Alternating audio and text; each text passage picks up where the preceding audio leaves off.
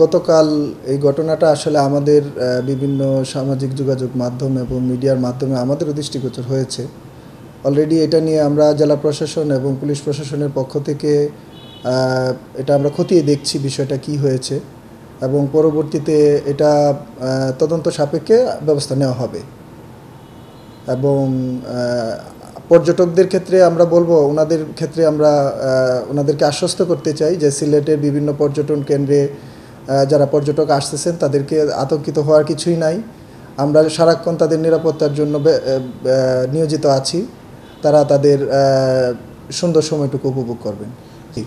আমরা এটা অবশ্যই খতিয়ে দেখব যে এটার পিছনে অন্য কোনো ঘটনা আছে কি না। অলরেডি আমরা এটা নিয়ে কাজ করছি এবং পর্যটকদের উদ্দেশ্যে আমাদের পুলিশ প্রশাসনের পক্ষ থেকে আমার আহ্বান থাকবে, অনুরোধ থাকবে, আপনারা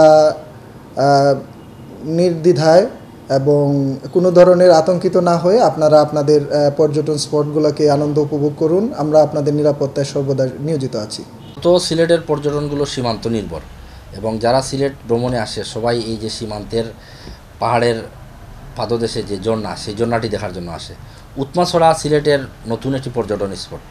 এখানে যাতায়াত ব্যবস্থা একটু উন্নত, আগে এত বেশি প্রচার হয় নাই, এখন প্রচার হওয়াতে ব্যাপক সংখ্যক পর্যটক এই স্পটটিতে উপস্থিতি আমরা দেখতে পাচ্ছি।